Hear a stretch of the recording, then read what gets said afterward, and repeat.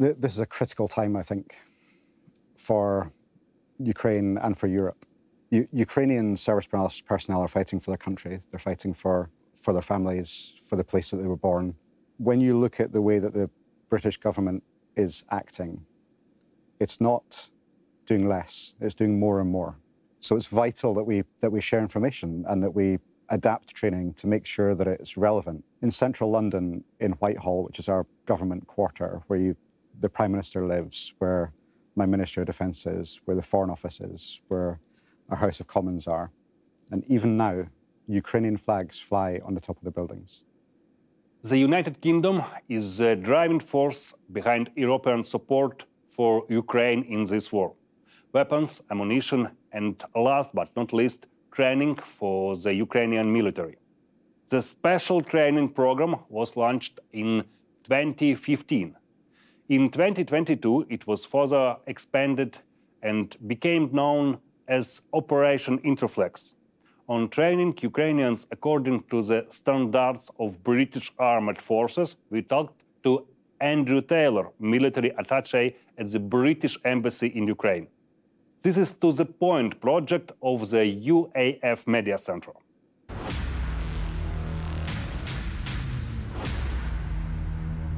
Mr. Andrew, welcome.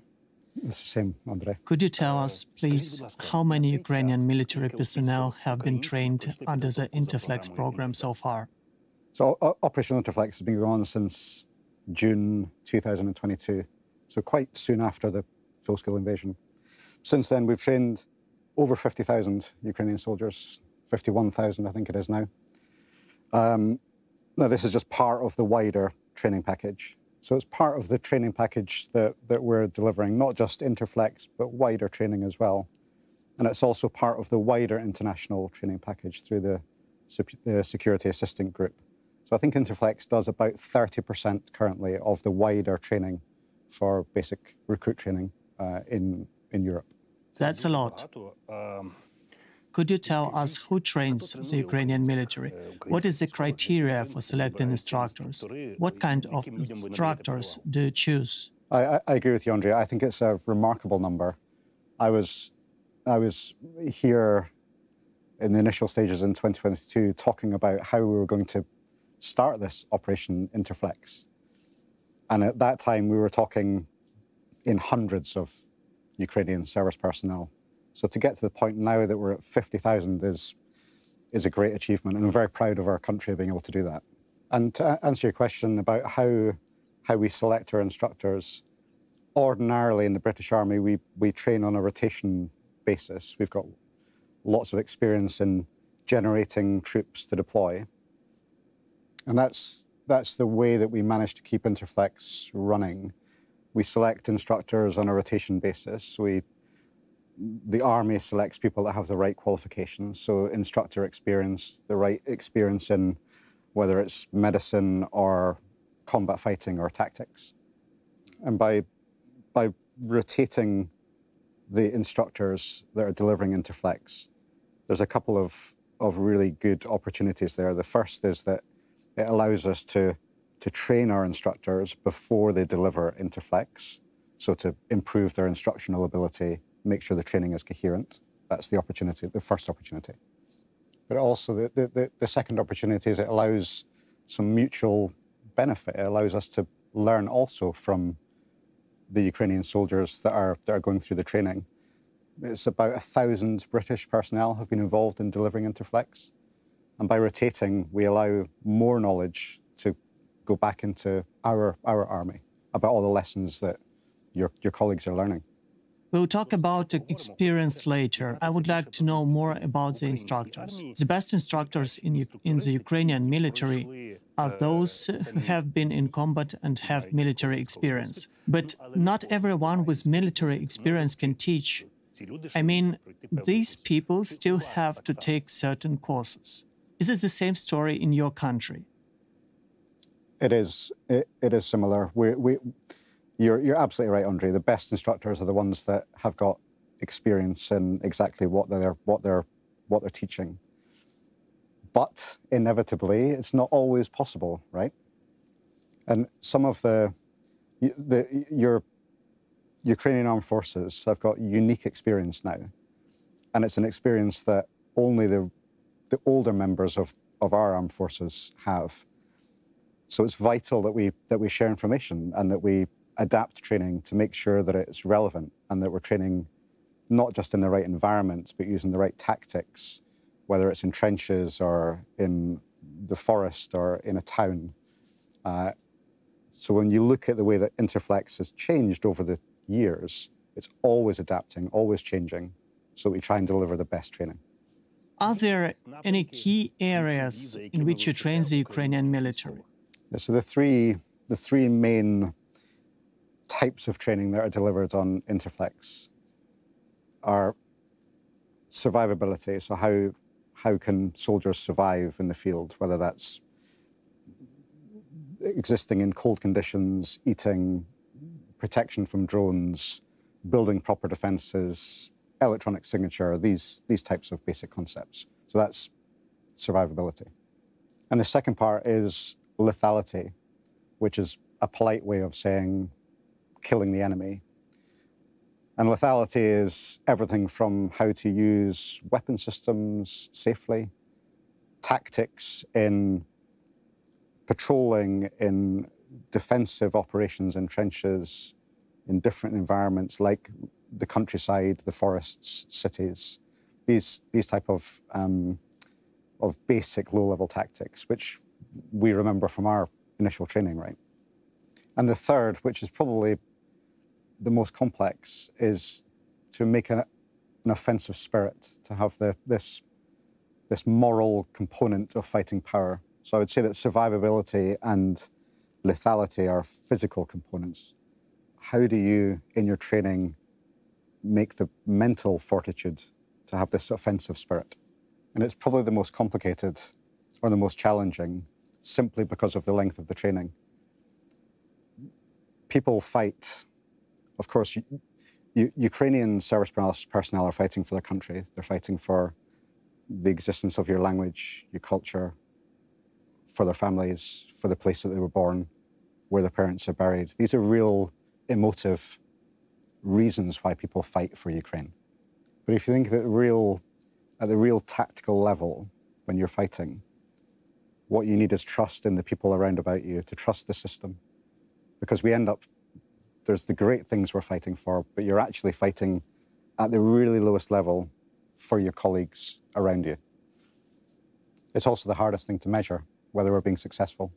But I think that the design of the training, it's really having an effect on when people leave training. I think they have got this offensive spirit and also the confidence to fight properly. We do training on the law of armed conflict, on how to fight and still preserve the international humanitarian law requirements. And that gives people confidence to be able to operate properly. Often, soldiers have fear of the first battle, fear of the first shot towards the enemy. How do you deal with this? Is there any program developed to help soldiers overcome this kind of fear? I know exactly what you mean. I think training is such a vital thing, but can training really prepare a person properly for the first time that they go into combat? I think of all of the training that I've been fortunate enough to do, when I really think about the first time that the bullets are being fired, I don't think that even then I hadn't really conceptually rehearsed how complicated it would be, how confusing it would be. But one of the advantages in basic training, to do basic drills, is that you're able to do it almost automatically. Yeah? So if you practice a lot with a weapon, or practice a lot with a radio, or practice a lot with a tourniquet, you almost can do it intuitively without thinking. So it releases more capacity in your brain for when things get really complicated. You mentioned that you pay great attention to counter-drone training. It is quite a new military innovation that has recently become part of the war. How such training is conducted, and where do you get the information about drones? From Ukrainian soldiers, perhaps? Well, if we talk about Interflex to begin with, certainly over the years Interflex has been running. how to combat drones has been pushed into the program. To begin with, we weren't really thinking that way, but now it's a fundamental part of the training. So that looks like during training, trench warfare, drones flying overhead, dropping balloons filled with water, to simulate, so that people are always thinking that way. And it goes back to this, people being immersed in it, so that they're always automatically thinking. In the same way that we used to think about camouflage and silhouette, it's just another mechanism of not being seen. Optical fiber drones that cannot be knocked down by electronic warfare systems, are becoming more widespread. Do you know about them and do you train to combat them? For the specifics on exactly what type of training, particularly in Interflex, I think that we're doing training against all types of drones. If there's a particular threat that's being identified on the battlefield, there's a really good mechanism for reporting that back through your armed forces straight into Interflex, so that we can keep on adapting the training. And this is the really interesting position about drones. Technology always leaps when there's conflict. And I think there's been a huge change in the way that conflict happens with drones. It's changing the way that people have to think. And you can also see it in the way that our government acts in the support for Ukraine. The United Kingdom co-chairs the Drone Capability Coalition with Latvia. And up until now, the United Kingdom has provided £500 million worth of drones and counter-drone technology. And indeed, our Prime Minister and Defence Secretary just announced another £375 million over the next year. So you can see with that type of assistance that people are taking it really seriously. You say that you are adopting the experience of the Ukrainian military. How is this happening? Yeah, it's definitely happening in Interflex. But there's a whole myriad of different ways that information is shared. That could be in technology, for example, where Ukraine are identifying a particular threat, like a different type of drone, for example. And then there's the ability for partners to be able to look at that information and see if they can make a technological leap. Yeah? And if you think over the last 3 years, there is so much to learn across all aspects of warfare. And people can learn whatever lessons they like. But what we have to ensure is that we are learning those lessons, and that we're adapting the way that our armies and our defence looks. And that will then, when we get to the point of the Ukrainian military redeveloping at some point in the future, that you get it exactly right. So we all have to be making sure that we get these lessons identified and do the right thinking behind them. In 2023, British Defence Secretary Grant Shapps said that the UK could send its military instructors to Ukraine to train our defenders. Later, this matter was not considered. Is such an option still on the table? I think all options have to remain on the table and be considered. But of course, it's complicated. I don't think there's any doubt that the best way to train Ukrainians is to do it here in Ukraine. However, training out of country does provide some opportunities as well. If we're training in Europe, security, for example, is not a problem that would exist when we were here in Ukraine. But also training Ukrainian instructors to be trainers as well. If we can't train here, we can make sure that we're helping to develop your instructors who can train here in Ukraine at this time. Along with the United Kingdom, 12 other countries participate in the Interflex program. Are any other partner countries planning to join? Of course, we would welcome any other country to join the Interflex program. Like I said earlier, Andre, Interflex is about 30% of the totality of the training offer that's provided across partners. So for sure, we want we would welcome it. But what we have to make sure is that across the totality of training that there's consistency. And we work really hard to talk with partners who are delivering training outside of Interflex to make sure that it's coherent. Russia has repeatedly threatened the UK because you support our country, because you help Ukraine with weapons, because you train our military. How strong is the support for Ukraine in British society? And how definitely does British society consider Russia to be the aggressor and Ukraine to be the victim of the aggression? This is a critical time, I think, for Ukraine and for Europe. And when you look at the way that the British government is acting, it's not doing less, it's doing more and more.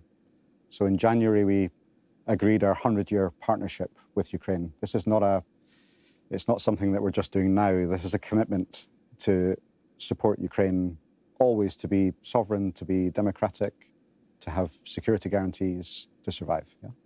Well, government is a reflection of the people. I mean, if we stick with government just for a moment, so in central London, in Whitehall, which is our government quarter, where the Prime Minister lives, where my Ministry of Defence is, where the Foreign Office is, where our House of Commons are.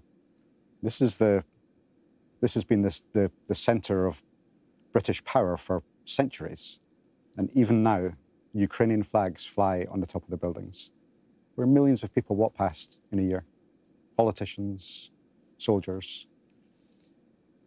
So that's a visual representation of what our government thinks. Yeah? And even across the country, not in central government, there's more and more direct links being established between small town councils, villages linking to small towns in Ukraine, villages in Ukraine, people communicating, understanding each other's culture. And even right down to the population. In my daughter's school, in her class, there are 2 Ukrainian children. Your future generation sharing their stories, sharing their culture, a reminder to us all that everything continues here in Ukraine. And even in rural Scotland, in the north of Scotland, where I'm from, where people worry more about whether the crops will grow or not, even there's Ukrainian flags flying. People talk about it. It's emotive. And I think across the country, all the way up to central government, it's a strength of unity. Yeah, people are behind Ukraine. After Donald Trump's victory in the US presidential election, yes, rhetoric on helping Ukraine has changed slightly. In particular, the US president says that Europe should consolidate and help Ukraine more, because even from a geopolitical perspective, it is closer to Ukraine. Can the UK, just as it became the driving force behind the drone coalition, become the driving force, the unifying power to support Ukraine, given that Russia is the aggressor? I'm really proud of the way that the UK has acted. We've been the thought leaders, if you like, in the first to deliver anti-tank weapons, the first to deliver tanks, long-range weaponry. These steps and that thinking continues. My Prime Minister has said that he's perfectly prepared to be the leader of a new European direction for security, because there must be leadership. There has to be unity, and it's really powerful, I think, when you look back just on the 13th of this month in Brussels in the Ukraine contact group. 50 nations there, all standing together, supporting Ukraine. And then in the Munich Security Council, people speaking the same language in Europe, all with the same message. Just on Monday, I was at Maidan for the 3-year anniversary of the full-scale invasion. 12 world leaders there, ministers, my chief was there. It's a really important sign of solidarity, and it gives me confidence that there's a movement happening. And finally, I want to express my gratitude to you. Not only on behalf of my country, I want to thank you on my own behalf, because I saw the weapons that your country uses to help my country. I felt your support. And if it were not for this help, we might not be sitting in the center of Kyiv right now. And my family would not feel more or less safe in the capital of Ukraine. Thank you very much. Thank you very much for inviting me here and giving me the opportunity to speak. And our thanks go back to Ukraine. Yeah, you're fighting for European security. And I wish everybody all the best. Slava Ukraini. Героям слава. Дякую. We talked about the United Kingdom's support for Ukraine in the war against Russia with Andrew Taylor, military attaché at the British Embassy in Ukraine. This is To The Point project of the UAF Media Center. Stay safe.